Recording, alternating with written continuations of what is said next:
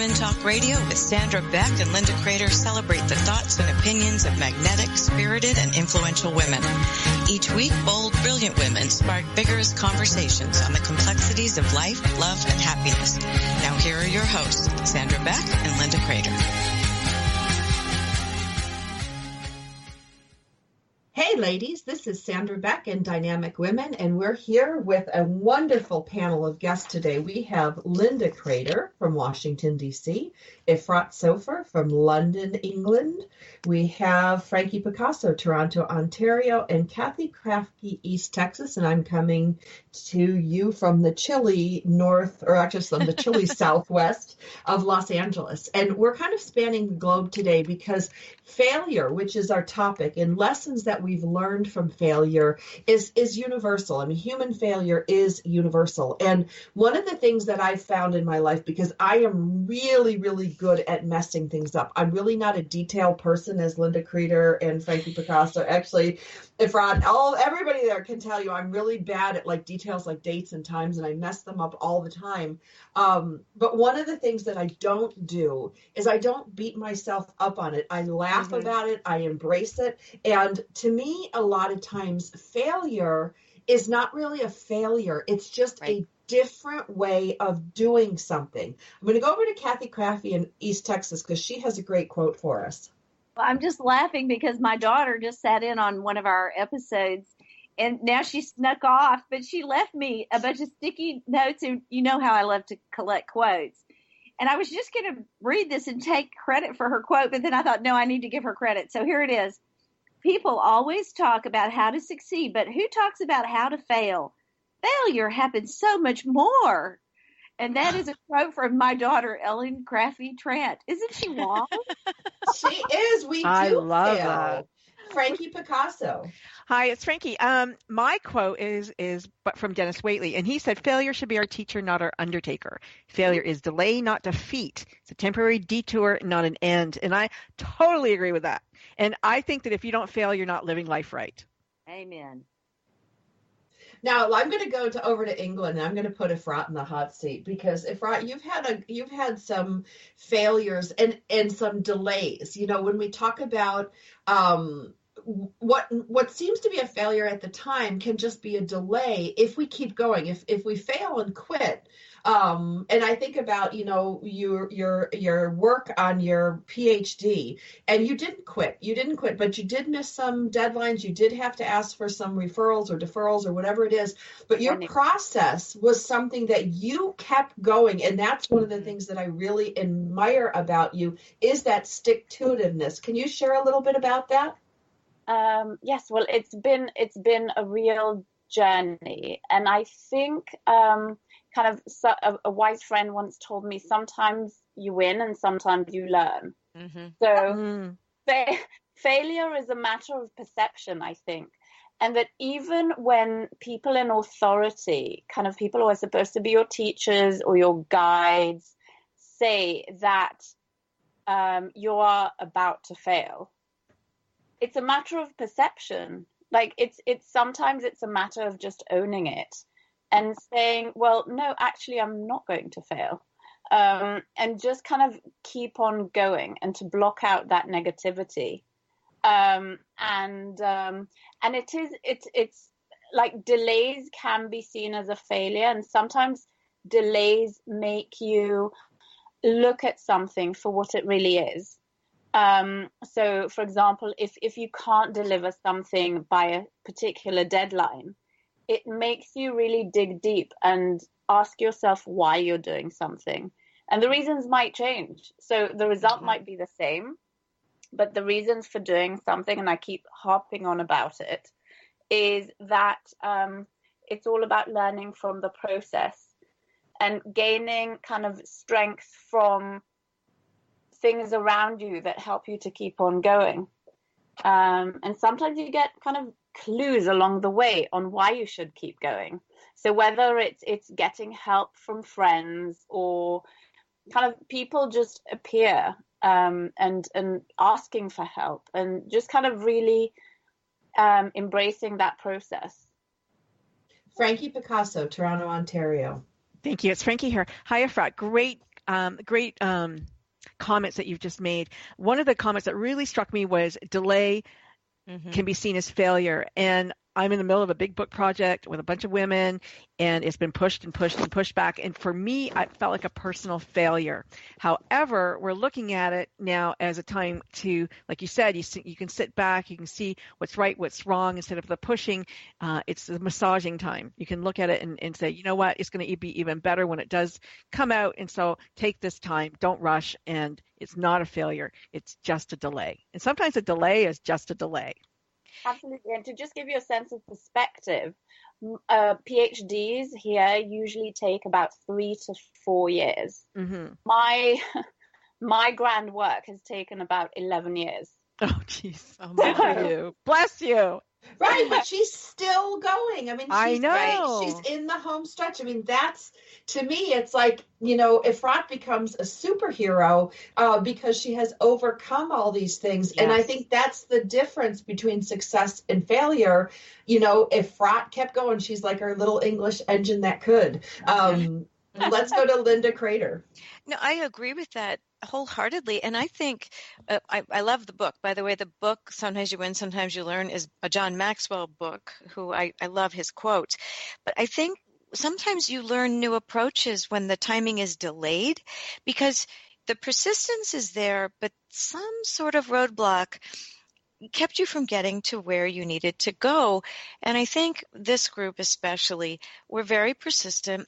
We don't like to be thwarted. And so we really keep going. And it always likens it to the book. Have any of you read 3 Feet from Gold? No. It's a book that, you know, pretty much describes just as it sounds, where someone was digging for gold back in the days of the gold rush and eventually gave up. Someone else did some strategic study of the area. Maybe this is still in the 1800s, but came up with, they had a better idea of where the vein of gold might be. And it turned out that the first person was only 3 feet from that magnificent vein of gold. And so sometimes it causes you a delay, causes you to take a step back and reevaluate. Maybe I missed something. Maybe I could go in a new direction. And I always liken, I'll call them delay failures, to that time to step back and strategically take another look. Did I miss something? Kathy Crafty, East Texas. Yeah, I love that idea of the thought that we have to pause sometimes as women and just think about what we really want, and are we going in a direction that will take us there? I just love what Efrat shared about taking 11 years on her PhD, when really I know she's raising kids and she knows like half a dozen languages, and it's so easy to get focused on one little part of what we're doing, but most women are doing 15 or 20 things at the same time. And for myself, just to share something personal, when I got to that place where I had reached the limit of what I could do in my marriage to make it what I wanted. And you can't make marriage what you want. It's a 2 people thing. So it requires 2 people to make it what you want. So I had to learn a whole bunch of new communication skills. And at that moment, I felt very defeated. But now, 10 years later, I feel so victorious and so glad. I can't even count all the reasons that I'm glad that we didn't give up then. We kept pushing on. Efrat Sofer, London, England. It's funny that that kind of we're all on the same page here, because on my desk I have this Thomas Edison quote that just sits above my computer, and it says, many people gave up without knowing how close they were to success. And if Thomas Edison said that, it must be true. It's also about belief and faith, and just keeping going just because you have faith, and learning from it. We're going to go to Frankie Picasso, since she won potato wedges today, so that makes her queen of the show. Because I got potatoes. The idea, the 3 feet from gold, in coaching, we talk about, 3 inches from the brass ring. When people are just it's so common, more common than you would even think. So many people fail just as their fingertips are touching their success. And the reason for that is really they're afraid of success. They're afraid that they may be thought of as a one-trick pony. They're afraid that they'll have to replicate whatever magic happened, where people are going, oh, you're such a winner. How am I ever going to do that again? I'm a fake. And all of those fears go through their head and make them fail.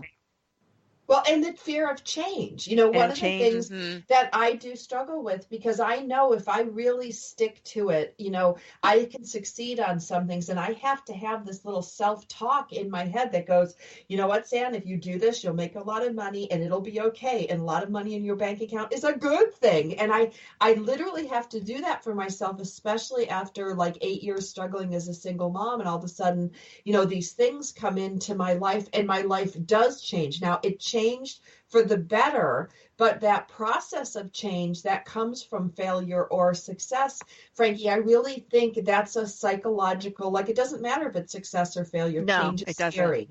Yeah, change is scary. And you would have lost your friends. Potato wedges. Those are the fears, though. The fears that, people that love you, your friends, they're going to go away because now you're different. You're not like us anymore. You're not struggling like we talked about in a past show about friends. Friendships go away when you're not struggling with them anymore. You're not part of that group anymore. You're different now.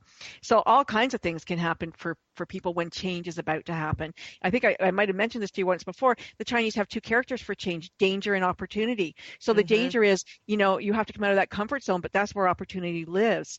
And that's where we must challenge ourselves. So wow, girls, I got to take us to commercial break. This is so great. I'm sitting here taking notes. This is so... It is. It's so important. We're going to go to commercial break. This is Dynamic Women Talk Radio. If you liked what you heard today, you can check us out at dynamicwomentalkradio.com.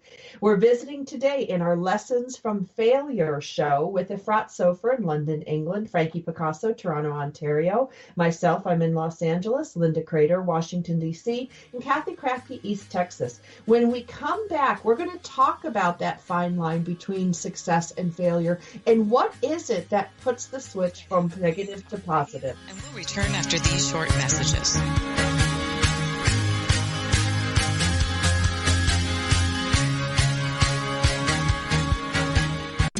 It's the Fitness Minute with fitness expert Annette Hammond. February is Heart Awareness Month, with heart disease being the #1 killer of Americans. Approximately 632,000 Americans die each year, which means 1 out of every 4 disease-related deaths in the U.S. are attributed to heart disease. According to the American Heart Association, approximately 785,000 Americans have their first heart attack each year, with an additional 470,000 experiencing a recurrent heart attack. That equals a staggering 1,255,000 Americans each year falling prey to a heart attack. According to the CDC, approximately 4 out of every 10 people who have heart disease are also inactive. It's time to get moving. For the Fitness Minute, I'm Annette Hammond.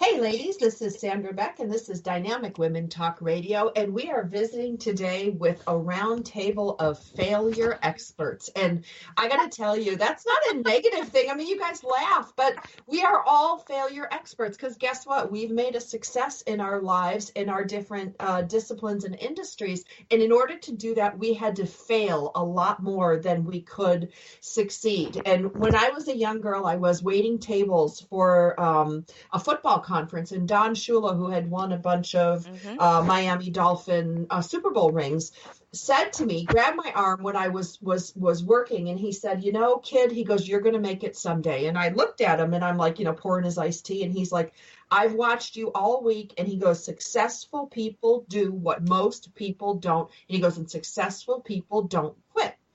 Now, that's something that I have held on to for 20 years.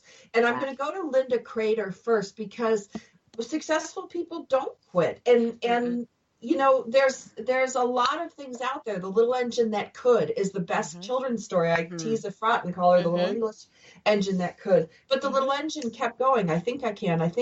And belief is everything. Linda Crater. I love that. And that is my favorite childhood book. I also think we learn more from our failures than we do from our successes. And successes are wonderful. Don't get me wrong. I've loved the times that there were successes. But the failures are where I learned to readjust or to change or to realize that something I was doing was not serving me very well. There's a quote, and I love this woman. I really respected her, and it's Margaret Thatcher. And she talks about persistence in this way. She says, and this is the quote, "You may have to fight a battle more than once to win it." And so if it's important to you, you will stick with it. I'm not saying that everything you do needs to go again and again and again and beat your head against the wall. Sometimes those delays are telling you that that might not be the way the flow is going and where you should go. But I think when you take the steps to go to a goal that you're reaching for, a setback is only a setback, and a no today is not a no forever. So Margaret Thatcher, you may have to fight a battle more than once to win it.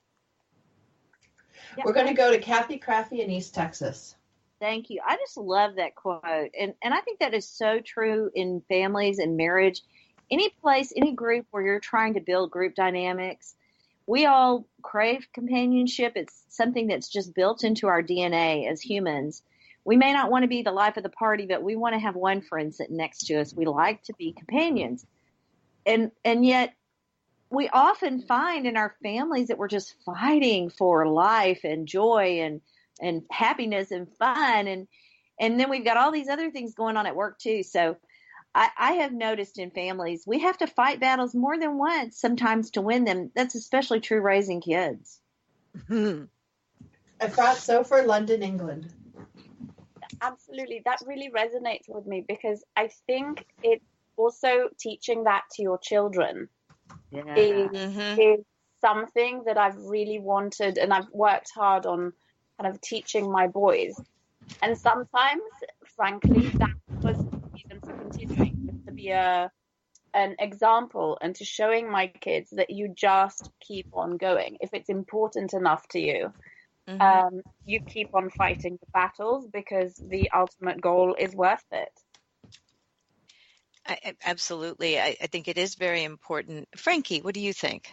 Oh, I totally, I'm the unstoppable Frankie Picasso, right? For a reason. I think you can't give up. What was that? Try again until whatever that quote was. But I really do believe in that, because, and you have to teach your children that you don't always win the first time out. You don't. But you try again, and you always get up. And I think we talked about this yesterday on a show about, how we all clap when the hurt player on a field gets up, and we all have that special feeling like, good, yay, they got up, they're not giving up. And whether they ever play again, it doesn't matter. The fact is that, they got up. And that's a really important lesson. I used to ride, horseback professionally, not professionally, but, I rode in competitions. And, the one thing my dad said, you always get back on the horse, always get back on the horse. So I'd be thrown over jumps, I'd be whatever, but you have to get back on. You have to overcome your fear. And that's the same in life. You have to get back on whatever it is that turned you, made you stumble or made you fall down or fall off, whether it's addiction or anything. You get back up, because good things happen when you get up. Laying down really never served people terribly well. There's another wonderful quote, if you will suffer with me here. It is again Margaret Thatcher, and she says, "Look at a day when you are supremely satisfied at the end. It's not a day when you lounge around doing nothing. It's a day you've had everything to do and you've done it." I like that. Yeah, Efrat? Yes. I'm sitting here thinking about the day I met Margaret Thatcher. Oh my! Of course you did, right? Ironically, it was in LA. It was in LA at a book launch, and I remember how impressed I was. I must have been about 16 years old when I saw her, And she was probably one of the most impressive people I've ever met, because you could see that survival instinct in her. And you could see this, and you could really see it in her manner, in her, and the power of it. Kind of, it's very potent. And you could see that, I don't know, her sense of focus, her sense, and you can see it in people, and you can see that she's been places, and just you can see it in her whole manner.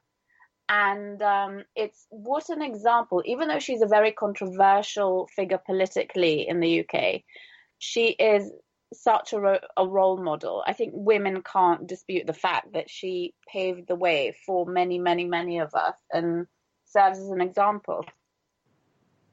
Absolutely. Frankie. Male or female, we want people who get back up. And I didn't meet Margaret Thatcher, but I have been fortunate to three times now, I got to put my little plug in there, to interview Winston Churchill's great grandson. And he's carrying on, the work of his great grandfather. And I was so fortunate to have my dad on that show, because my dad lived in England at the time of Churchill. And he said he rallied a nation. Like, there was just something like you believed him when he said, we can't do this. And even though everything is falling down and all around them, and all you can see is failure, and people expected Churchill to fail. They actually put him in because they wanted, a scapegoat. He didn't, he like his conviction, and he just, no, we're not going to fail. We are going to be, this great nation. And I love that. I just love that people who can make you believe in that. And it's all failure. And, Henry Ford said, think you can, think you can't. Either way, you're right. And that is the truth. And so it's how we think, and it's our perspective on anything and everything that can make you go forward or fail. It's true. And I think that you're talking about inspiration to keep going. Sometimes there just needs to be that little bit of spark. Kathy, you had an opinion. Well, I love it that we're giving our British neighbors and ancestors so much glory today. We're talking about the Alamo. We'll do a whole show on that, girlfriend. No, I think we're just so happy to have Efrat with us today. It's just a blessing. She's awesome. I'm happy to be here with you ladies. I do have this Winston Churchill, since it's quote day too, and he's so great to quote, right? Mm-hmm. Success is not final. Failure is not fatal. It is the courage to continue that counts. Winston Churchill, of course. Of course. Yeah. Well, I just love his success, because it was marked by all those years of people thinking he was weird. And I just have to admit, I really relate to that. Okay, so I have a question to throw into the mix, because this is something that I struggle with. How do you know when it is time to quit? Like, there are times when I'm working really hard and I'm like, I just sit down and I do this thing where I like cross my legs like a guru, and then I fold my hands like I'm like a little girl in church, and I just like pray really hard, and then I shut up and listen, and then I listen to my gut, and it'll tell me whether I should quit or continue. And more often than not, I follow that, because it is true that you can't be successful if you quit, but there are times in life you need to quit something. And I find the stillness of the moment is when I listen for when it's time to quit. Who wants to talk about quitting? Because you got to quit something if you're going to be successful in something else. Quitting is part of it.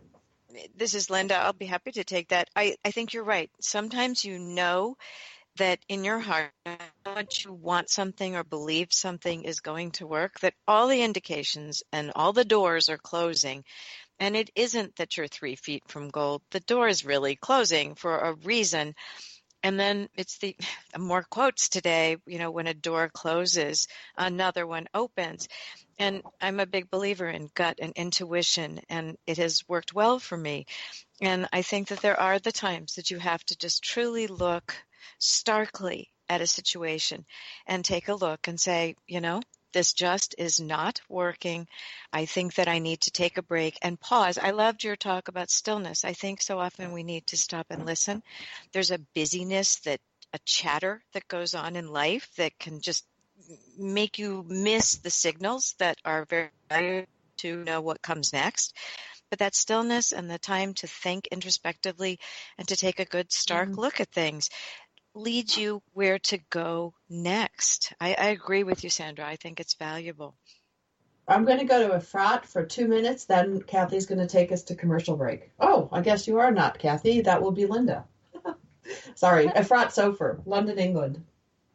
I think opportunities also present themselves, and sometimes it's a blessing that some doors close. I think it's, for example, I was a lawyer in a former life, and as rewarding as that career was, I don't think it was kind of my life's purpose to do that, because I didn't feel like I was growing as a person, and it will for sure be useful in future. But I think it's sometimes I agree that it is your gut, it is and it's reaching a point where it's just continuing just doesn't serve you anymore. And not even kind of in the long-term plan. I don't know how you ladies feel about it, especially since we're such driven career women, that giving up is a very difficult thing to do for us. Even though it might be the good thing, the best thing for us, it's a very, very difficult decision to make. Agreed. This is Linda. We have to take another break. The time always moves so quickly on these programs. And I would love if we can talk about, after we come back from the break, that the opportunities that arise from failure are often where we find our niche, ultimately. And I would love to talk about that after we come back from break. You're listening to Dynamic Women Talk Radio, and we are visiting with Efrat Sofer in London, England, Frankie Picasso in Toronto, Canada, Kathy Krafke in East Texas, Sandra Beck in Los Angeles, and me in Washington, D.C. And opportunities and failure and persistence are all connected. And I love that Frankie told us the Chinese character means two things, danger and opportunity. And it's important. So right back after these messages with more information about opportunities arising through failure.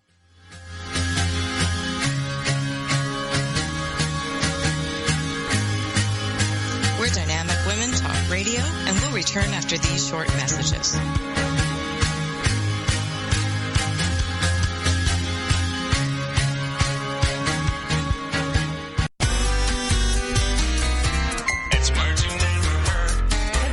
About the man who had a fir tree growing in his lung? A 28-year-old male living in central Russia went to the hospital complaining of chest pain.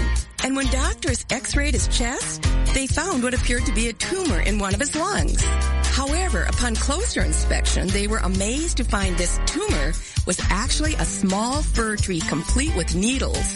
The mopsicle-faced surgeon said he couldn't believe what he was seeing. What's another word for a skeptic? A pyrannist. The 5-centimeter branch was removed from the patient and kept by the tree surgeon for further examination. Doctors suggest the man might have inhaled a small bud which then started to grow inside his body. What's the word for the fear of trees? Dendrophobia.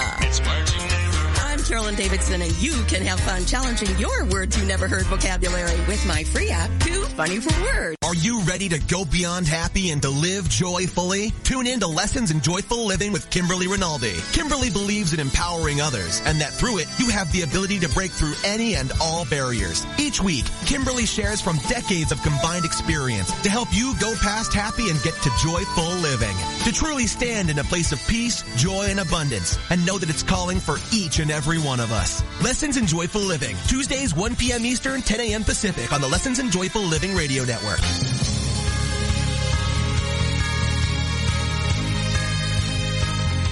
Welcome back to Dynamic Women Talk Radio. Before the break, we were talking about how sometimes opportunities really do rise through failure, and something you may never have considered is suddenly in front of you.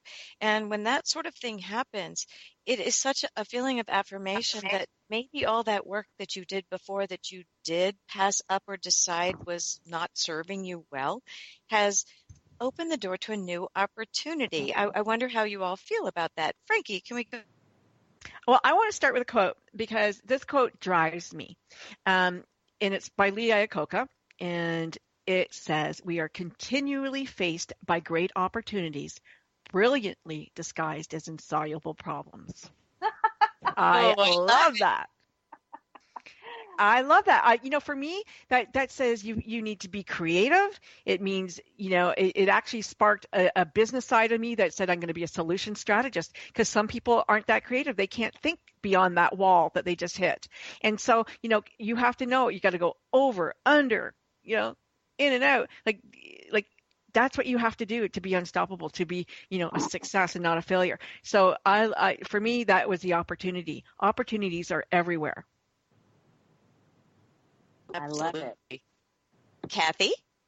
Well, we're talking about failure, and I'm such an expert on this. I was just cracking up when Sandra called us experts on failures. I thought, man, I fit it. That is my team right there. But one thing I did a few years ago, I called myself the accidental president. I ended up being a president of a beautiful ladies organization here that supports this wonderful health clinic we have in East Texas called Bethesda Health Clinic. And it was accidental. This very dynamic woman was going to be the president, and she was going to train me, and then I was going to do it the next year. And she ended up starting a nonprofit for homeless people in our area. So, I mean, how can you argue with that?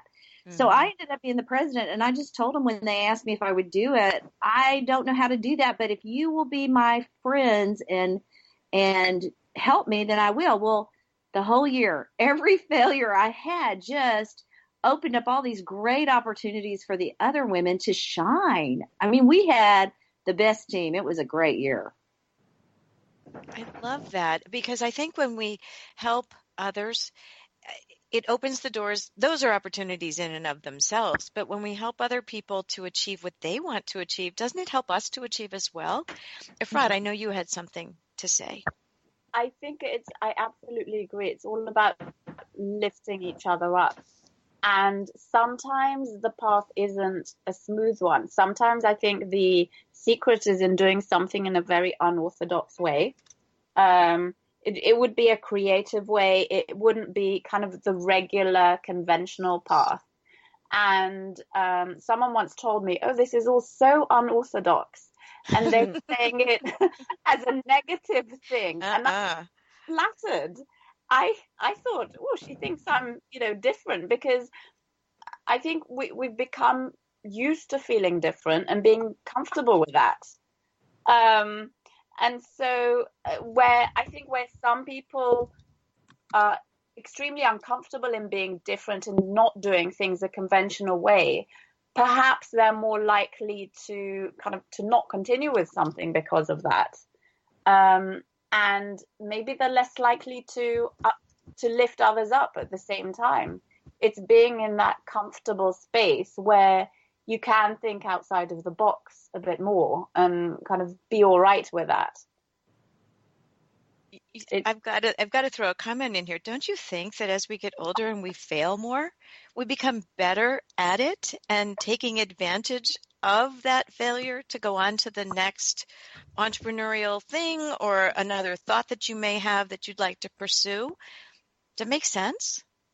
Yes. Well, and I'm going to jump in here because hopefully my Wi-Fi will stay. One of the things that I found is success begets success. So if Efrat or Kathy or Frankie has a success, and even if all I did in part of that success was support my friend, support her in her vision, or, maybe gave her a couple, piece of advice that made a difference, I feel that I've contributed to that, and it kind of rolls over onto me, which is why I think as inventors and innovators and, educational and personal entrepreneurs in developing the self-help growth industry, which I think by and large a lot of us are working in, or empowerment, inspiration, when we connect like that, that success can be contagious. Failure can also be contagious, but I like to celebrate my friend's success because it keeps me going. How do you guys feel about that? Well, I want to just jump in here. We were talking about competition earlier and how it can be healthy or unhealthy. And sometimes it divides us, especially in our families. But your idea, Sandra, that we can celebrate our friends' success, that is so healthy. It's just like rawing for the right team, you know. That's precious. I love that. Frankie Picasso. I agree wholeheartedly with both of you. I think that when you are unhappy for your friend's success, it's so small-minded. You know, you're operating from a lack, you know, mentality that it can't happen for you. And when we you know, applaud our friend's success and we have a bit of, you know, and we've helped them with that success even better, it's best for all of us. We all are winners then. Well, and don't you think, like, I know that when my friend fails, one of the things that happens to me is I feel really bad. Like I take it on, you know, as my own, but then I recognize that she's human. And then it's like this weird bounce back thing. I'm like, wow, you know, if Frankie can fail, if Efrat can fail, if Kathy can fail and Linda can fail, and then I watch them get back up again the next day, which I've seen all of you guys do. You guys, not that you've had big failures with me, but there are bumps in the road. And then I watch you get up. Like I remember one time I was talking to Efrat and it was like really early in the morning here and it was like late in the afternoon and I'm watching her juggle kids, pick up the taxi, pick up this is, she's doing her work. She's got so many things on and she just looked at me. And for that moment in time on Skype, she looked so tired. Like there wasn't an ounce left in Efrat. And then the next morning she's like, good morning, Sandra. And I watched her transform from this exhausted woman that had so many plates spinning to this like delightful woman the next morning. I'm like, wow, Efrat gets up and does it every day. I've seen Frankie get up and do it every day. I've seen Linda and Kathy do it. And Efrat, I want you to share just a little bit about your secret for getting up the next day, because I've seen you do it over years. Do it. That's a really good question, Sandra. That's a really, really good question. I think, what is the secret? It's just, I think, managing to clear your head just before you pass out completely. Just scraping together enough willpower to get up in the morning and to just start again with new energy. And I think kind of having faith helps a lot. And kind of seeing my kids in the morning gives me a whole new energy. And it's funny, Sandra, do you remember once when one of your gorgeous kids came in and I was so exhausted and your beautiful son came in and that just woke me up instantly. It's kind of because Zachy, yes, my son Zachy's in love with Efrat. We have to preface that. Yes. He thinks she's the bomb. Don't we all? Yeah. And just kind of that gives you energy, because life gives you energy, even though you're exhausted and spent, and also a good face of makeup doesn't hurt either. That's right. Mm-hmm. The superficial stuff I think is quite powerful too.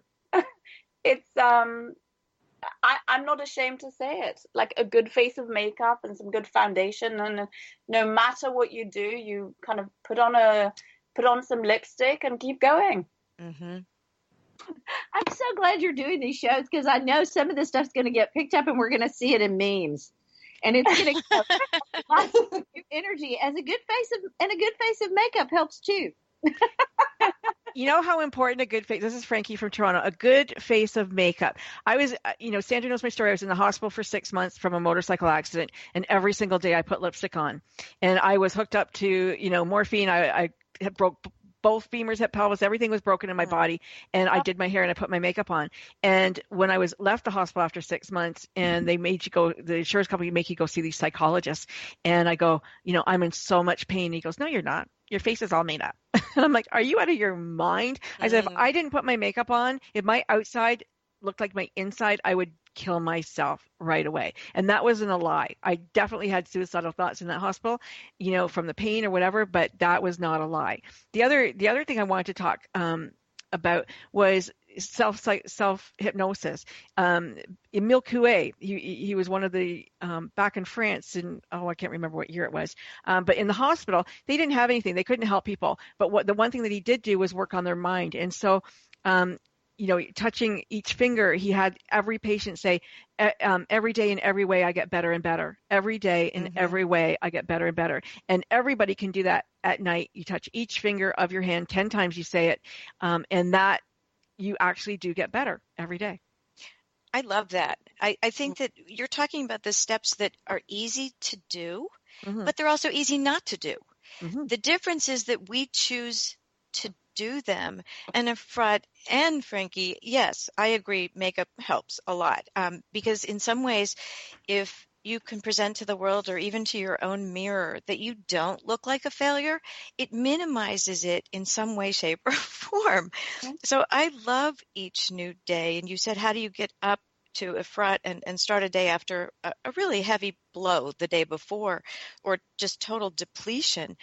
And I think that each new day brings a lot of hope.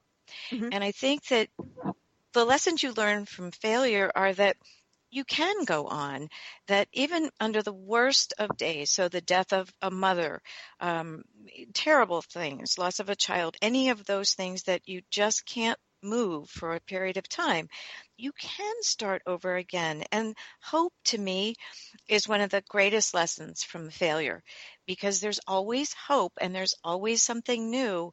And as long as you can keep hope alive, whether it's through makeup or talking to yourself or affirmations, it really does help. So I'm a big fan of keeping hope alive.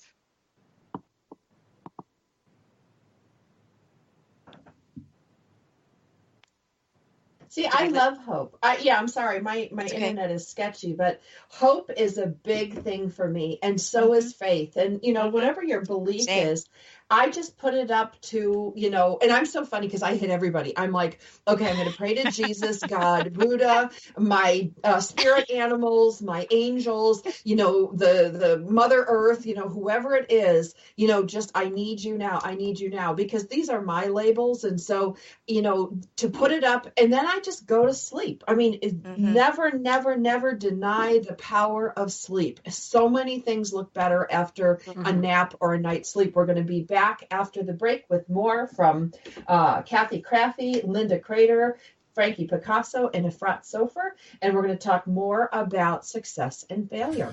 We're Dynamic Women Talk Radio, and we'll return after these short messages.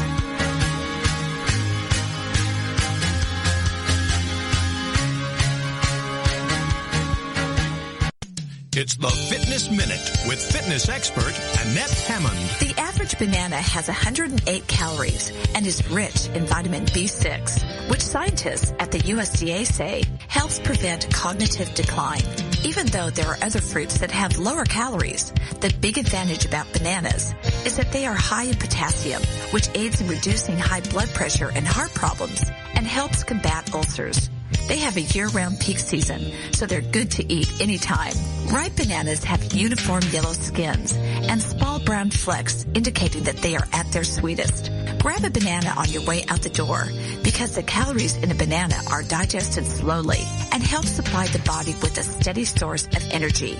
They are great for an energy boost if eaten about an hour before physical activity. I'm Annette Hammond. If you're a fan of Fitness Minute, like us on Facebook at Fitness Minute with Annette Hammond. Are you looking for something more in your life or business? More success, more stability, more happiness? It's all out there waiting for you. But it doesn't just happen. You've got to go get it. Make it happen with Michelle McCullough, where motivation and strategy intersect. Michelle is a serial entrepreneur, acclaimed speaker, and the Woohoo Radio Network's resident business and success strategist. Michelle has the smarts, strategies, and experience to help you improve your life and take your business to the next level. You've got big dreams. You've got big vision. Now it's time for you to make it happen.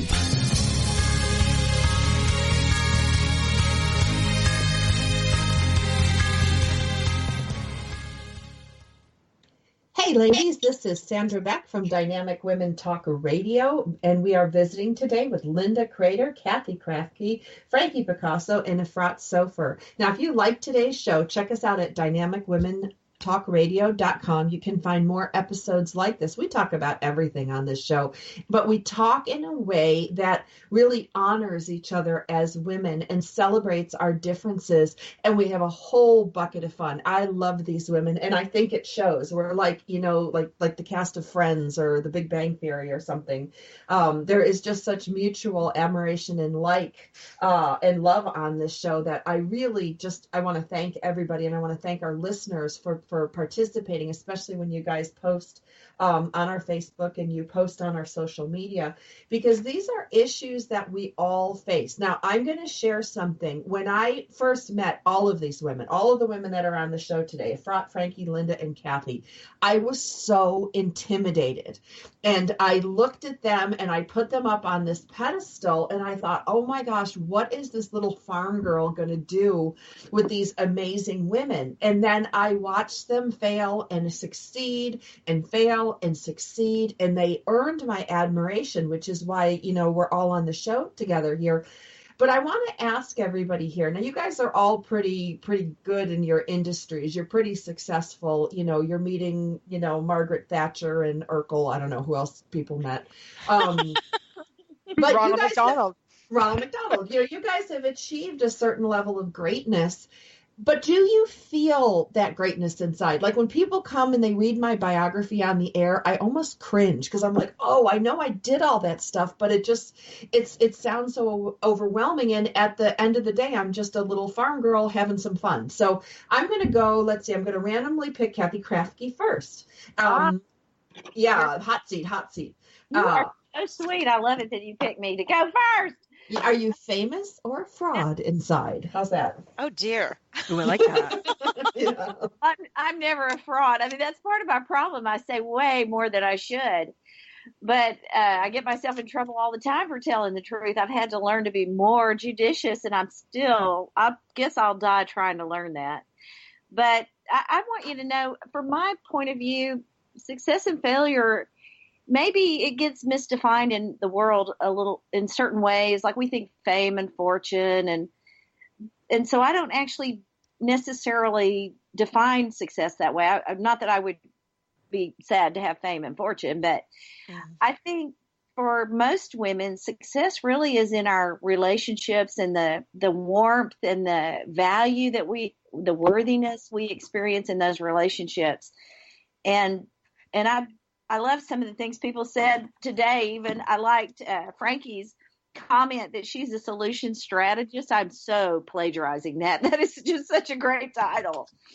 But one of the ways that we collaborate and we cultivate this sense of warmth in our relationships is knowing our own giftedness and operating in that, and then getting out of the way so that our friends that we love and respect can also do the things they're so great at, and just rejoice.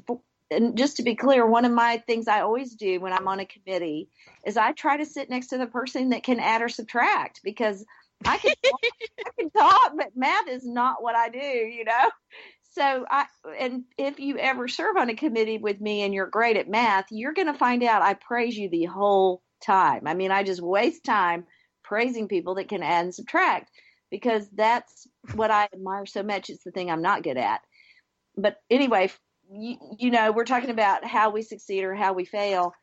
To me, success is really getting to that place where we're comfortable in our own skin and we can look around and just rejoice because people are different than I am. I'm happy about that. It's funny. I'm listening to you, and I agree with everything you just said. But I was thinking about how that related to myself. And I guess I've been extremely successful by the world's measurements. And I've also been extremely a failure by, my own measurements. And so I guess I don't define myself as either famous, fraud, or by my success or failure. I think I appreciate all of what you all bring to the table, especially discussing in this show. I appreciate people who can get up and try again. You may have scraped knees, you may have scars, you may have broken femurs and all sorts of things like you did from your motorcycle accident, Frankie. But I think I admire people the most who get up and do whatever they can do the best in their area of giftedness or whatever it is that they're choosing to, and keep on going. I so admire that. And I would hope that that's what people look at in me as well. I want them never to say that she gave up, because that they'll never say that, I can tell you that. But I think that I would prefer to be known by the way I got up and tried again and again and again and again, as many times as needed. That's awesome. That's awesome. Frankie Picasso, Toronto, Ontario. I just want to say, Sandra, that when I first met you, you intimidated the hell out of me. And me. And me. And She's like a Nordic goddess, you know? Yep. Like this unbelievable. She should start on Vikings. No, you did. And, you know, you're very successful and you're extremely smart and very funny, and people, you know, sometimes don't know how to take you, but I absolutely adore you. I think you're like hilarious, and I'm going to book you on Comedy Central. But, you know, fake or failure or fraud or, you know, famous person. I did a lot of things. I've done a lot of things. And like many of you, you get to be this age and you think, how the hell did that happen? When did I do that? And isn't that cool? But, you know, people read your bio on air, which I'm going on another show, you know, and I know she's going to read it. And I'm like, oh my God, I cringe, because it's all true, but it was a lifetime ago. And how did I get to do those things? I have a stepsister who said, how did she get that job? She didn't get her, you know, her master's in that or something like that. And I go, I got it because I knew I could. You know, that's the way I walk in the world. I just, you know, if I think I can do something, I can do it, and I'm just going to go and do it. And, you know, whether I used to be a private detective, I managed a world kickboxing champion. I've done like crazy stuff because it interested me and I wanted to do it. And no, I'm not famous, but, you know, I did things I wanted to do. And I think that's, you know, that makes me happy. So. Well, and I love that. Let's go to Kathy Craffey in Texas, East Texas. Well, you know, we're talking about people we've met that are famous, which I don't really know anybody famous except you guys. But when I was a kid, my mother was one of the only Republicans in East Texas and everybody else was Democrats. In the 1960s, I mean, think how far that has changed. But she was infamous. Mother, she was a person that taught me well how to stand for what she believed, even when everybody else told her she was crazy. But anyway, we went to a rally for George H.W. Bush when he was running for senator. And I just think I laugh so hard now because I was just a little kid, but I said to him, I want to hug you, Mr. Bush, because I want to be able to say I hugged a U.S. senator someday. Oh, little did you know. So there's my claim to fame. But what a great example of not giving up. Let's go to London, England, Efrat Sofer. I think it's the not giving up. And when you've seen people who haven't given up, that makes you kind of want to continue. And that's just the thing. And so to be among friends who appreciate that is huge. And I think one of the reasons why I didn't give up, kind of those many times that like I stumbled, is to maybe quite selfishly, I thought, how would other people react? They'll say, oh, never mind, she gave up. Never mind, you know, it was too hard anyway. And I didn't want to be the woman who gave up because it was too hard anyway. Yeah, and it makes you almost appreciate not to care what other people think, kind of the negativity. What do you ladies think about that? Well, you know, I think the question is, why don't you want to give up? Yeah. You know, why don't you want to give up? People are going, you should give up. You know, you should the naysayers are always out there. Oh, always out there. And, you know, and Sandra made the point, you know, do you know when to give up? But why don't you give up? Pride. Well, sometimes it's ego. Yeah. It's like, I don't want to fall on my face and I don't want another embarrassment or failure. Because here's the thing. I can fail in private. I can quit in private. But like, if I'm aligned with like any of you girls or my kids or my family, it's like, you're going to have to pull my lifeless fingers off the project. Mm-hmm. Oh, I love that. Yeah. Here's another quote for you. Take a nap, dead body, cold fingers. Sticky fingers. But I think it is all about keeping it real. I mean, one of the things that I love about this show is we're able to talk about these things because they are real. I think every successful person, when I worked for Disney and CBS, I used to ask people. I asked Elton John, Tom Hanks. I've asked, any number of famous celebrities, like, do you really feel famous? And they all say the same thing. No, they're just famous is this thing that's out there. And this is what I do. And it's just amazing. So let's go to Kathy Krafve before we close the show. Well, I didn't want to forget to come back to one thing Efrat said earlier, and that was about faith. And I think that so many people who are successful, and I get to interview them all the time, it's just a bonus of what I do. But one thing I've discovered, real leaders, they are often filled with faith, and they have a real sense of their purpose. So they don't want to disappoint other people, but on the other hand, they really want to be true to the calling they have on their life. And so that sort of frees them up to not worry about what other people think, whether it's failure or success by other people's definition. They want to stay focused on the thing that they feel is their purpose in life, given to them by a higher sense of faith. I love that because at the end of the day, I have this thing that if I can put my head down on the pillow and feel I've done the very best I can, then that's enough. Like, that's this promise that I made to myself when I was really young. You know what? If you did your best, put your head down and go to sleep. And that's enough. And I think for all of us, we all really want to change the world. We want to improve. We want to be mentors for young men and women today. We want to be peer support for each other. And we want to make a difference. That's a tall order. And there is not one woman on the show today that hasn't put a tall order into the universe on what she wants to do, be, or have. And so I salute all of you. You guys are amazing, wonderful, dynamic women. I've loved sharing this hour for you. Today's episode, Lessons from Failure, is available on iTunes. You can find it on Dynamic Women Talk Radio. On behalf of Efrat Sofer in London, England, Frankie Picasso, Toronto, Ontario, Linda Crater, Washington, D.C., and Kathy Krafve, East Texas, the big state of Texas, we'll be back again next week. I'm Sandra Beck of Dynamic Women Talk Radio. Make it a good one.